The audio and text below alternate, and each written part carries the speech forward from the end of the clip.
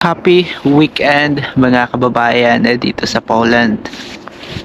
Ngayon ay pag-uusapan natin ang mga advantage ng Filipino hotel workers dito sa Poland.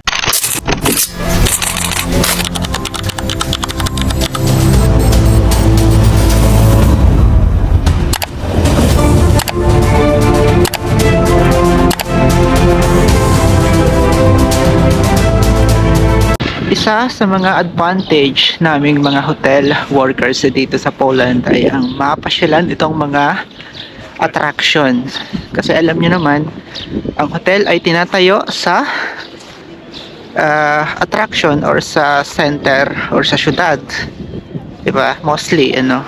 Kung hindi man sa attraction ng bansa, ay tinatayo yan sa syudad, mga kababayan. Kaya pagtapos ng trabaho namin or pagkatapos ng trabaho ko ay ito makikita nyo gumagawa ako ng video para ipakita sa ating mga kababayan. So katulad nitong Gdansk kung saan ako nagtatrabaho. Sa mga panahong ito ay marami ng mga Pilipino dito sa Poland ang nakikipagsapalaran at isa ako dyan.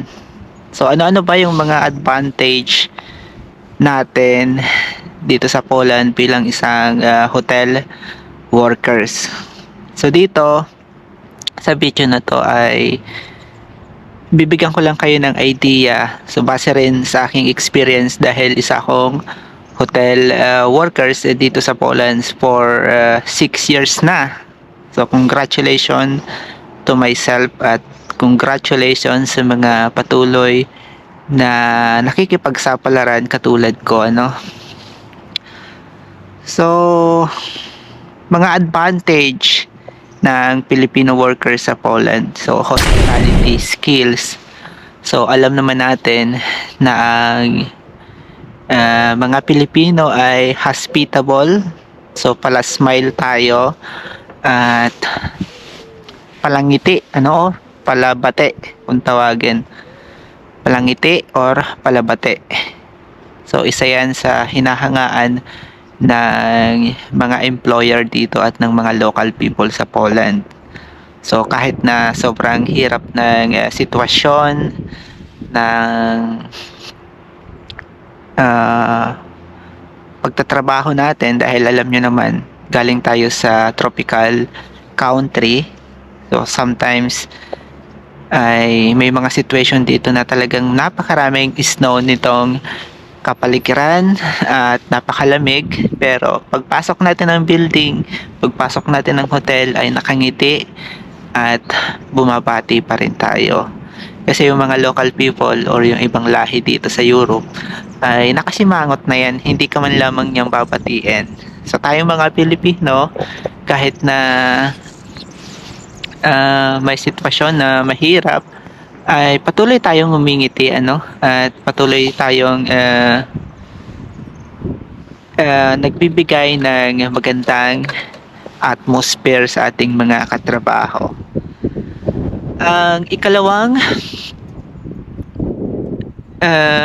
base sa aking obserbasyon ay ang ating English proficiency or yung pagsasalita natin ng English. So dahil nga ang Poland ay dumadami yung turista, sa madaling salita, dumadami rin yung mga investor dito, kaya gumaganda rin yung pasok ng mga trabaho dito or dumadami yung trabaho sa mga taong ito. So tayo kasing mga Pilipino ay mahilig tayo sa pagsasalita ng English din, or kumbaga parang pangalawang language natin yan sa Pilipinas. So yan yung advantage natin dito sa Poland, dahil nga yung mga local ay hindi naman din ganon kagaling magsalita, ano. Kaya sa base sa aking obserbasyon, yan yung nakikita din ng employer sa ating mga Pilipino, mga kababayan. Yung Work ethic natin, so kilala tayong masipag, flexible, at hindi mareklamo, kaya bet tayo ng ating mga employer or ng ating mga agency.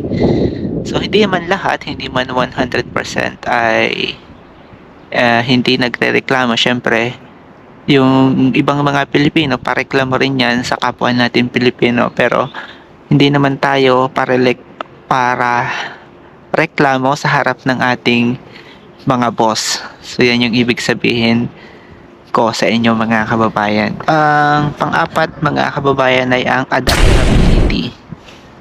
So dahil madali tayong makibagay sa ibang kultura at klima. So alam niyo naman ang mga Pilipino ay mabilis mag-adjust, at base yan sa aking obserbasyon at experience dito sa Poland.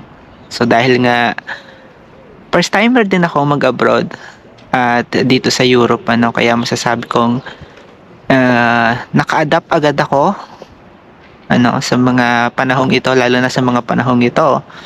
At sa klima, nakapag-adjust na agad ako. So ganun din yung ating ibang mga kababayan dito sa Poland, na talagang isa sa hinahangaan ng mga local people dito sa Poland at ng mga employer natin. Kasi nga tayo mga Pilipino ay naglalaro pa sa snow at naghahabulan pa, kumbaga, madali nating na-adapt yung culture nila, tsaka yung paniniwala nila ay ating nire-respeto rin. So alam niyo naman, tayong mga Pilipino ay may likhang dala ang pagka-respeto sa kapwa, So isa yan talaga sa mga hinahangaan ng employer dito. So sabi ko nga sa inyo, yung boss ko ay humahanga din sa akin kasi sabi niya nga, wala akong idea sa mga Pilipino kasi hindi pa naman ako nakipagtrabaho sa mga Pilipino before. So sabi niya sa akin ay humahanga ako sa mga kalahi mo na talagang may respeto pagdating sa culture ng mga local or ng mga Polish. Talaga namang isa yan sa hinahangaan ng aking boss. So humahanga din yan sa akin kasi doon sa hotel kung saan ako nagtatrabaho ay may mga ilang Pilipino, at sinasabihan ko rin na kinakailangan nating irespeto yung paniniwala nila kasi yun lang yung meron sila dito sa Poland at yun lang yung kaya nilang i-preserve sa mga taong ito. Kaya naman dun sa mga paparating pa lang, yung mga nangangarap pa lang pumunta dito sa Poland, so baunin nyo na yung respeto na meron kayo, at huwag ninyong kalimutan na meron silang sariling kultura dito na pinoprotektahan at pinapagpatuloy para sa mga kabataan dito sa Poland. So alam niyo yung ibig kong sabihin, hindi ko na kailangan pang i-discuss word by word. So respeto lang. So kapag alam nyo ang salitang respeto at meron kayong baon sa pagpunta dito sa Poland, ay tatagal at mai-enjoy ninyo yung bawat araw ninyo dito sa Poland. Ang panglima, syempre, meron kasi akong limang ginawa dito, at base yan sa paninirahan ko dito sa Poland for 6 years. So yung experience nating mga Pilipino, kahit anong trabaho yan na dala-dala nyo dito sa Poland, pagdating sa experience, especially yung mga hotel workers na katulad ko, pagdating dito niyan sa Poland, pagdating ko dito sa Poland ay madali akong nakapag-adjust dahil meron akong experience sa hotel industry, at nakapagtapos ako ng hotel here sa Pilipinas. So yung mga kababayan din natin na galing ng Middle East na nagtrabaho sa hotel, yung mga kababayan nating nakapagtrabaho sa 5-star hotel sa Pilipinas, katulad ko, pagdating dito sa Poland ay talagang humahanga yung mga katrabaho natin dito at yung mga employer natin dahil nga ang Poland ay kamakailan lamang nag-boom sa hotel industry.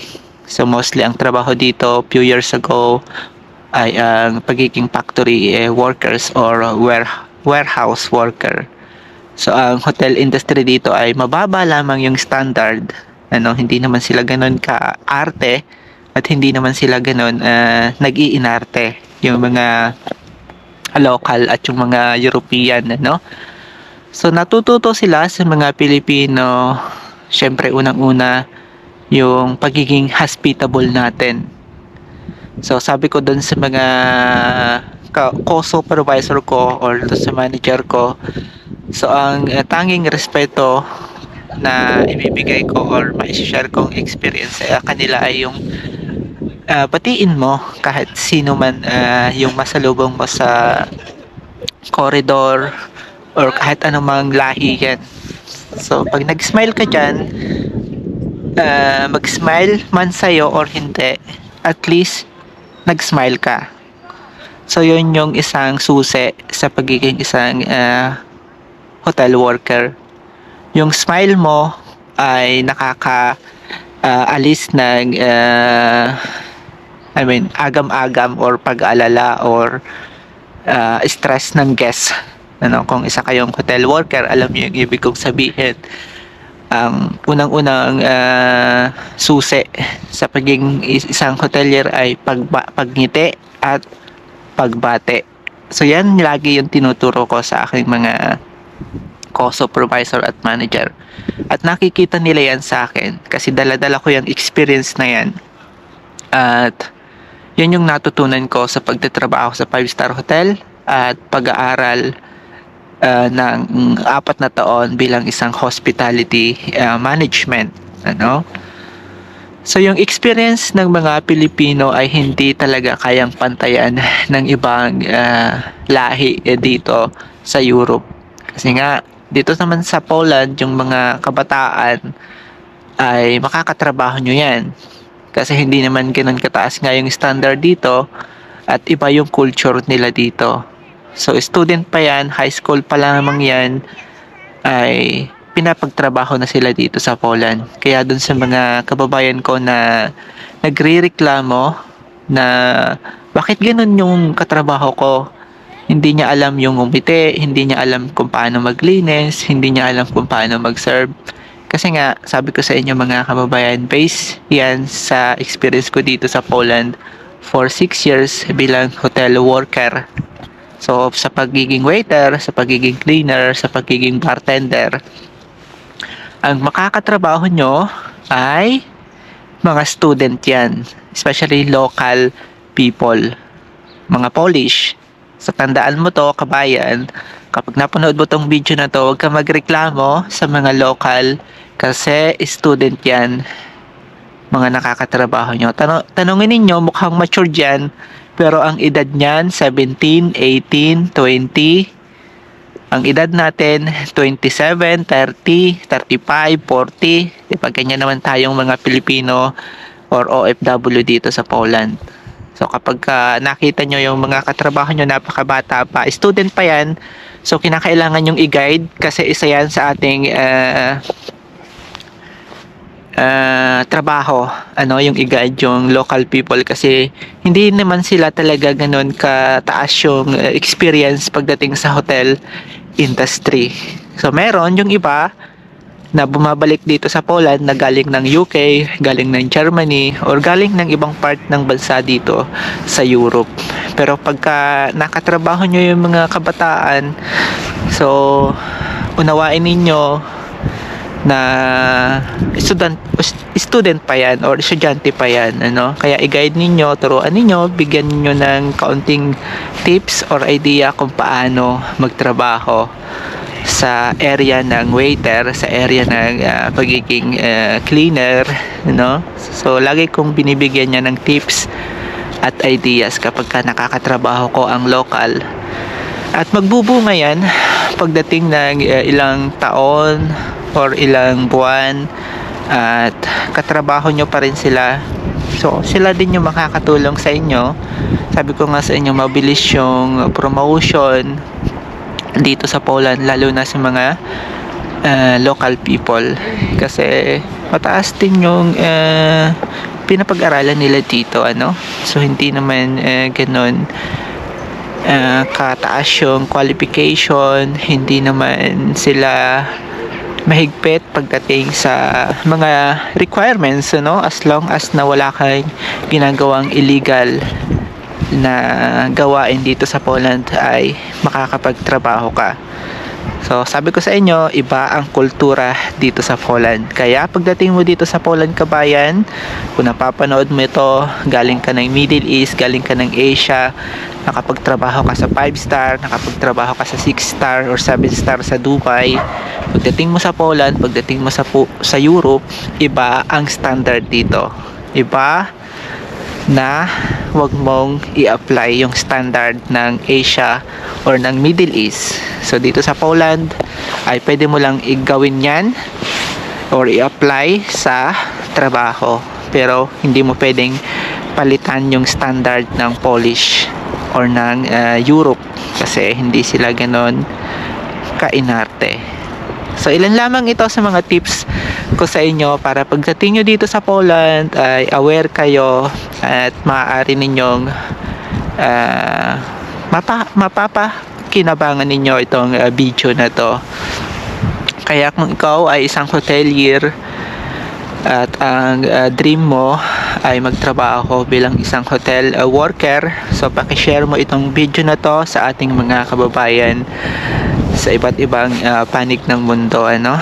So ako si Adrian, isa akong OFW dito sa Poland for 6 years na nakikipagsapalaran hanggang sa mga panahong ito, at nagbibigay syempre ng ideas base sa aking experience bilang hotel worker dito sa Poland. So dito sa Poland ay malamig pa rin sa mga panahong ito, at isang struggle yan sa mga kababayan ko dito sa Poland na nakikipagsapalaran hanggang sa ngayon ang ma-survive ang winter season.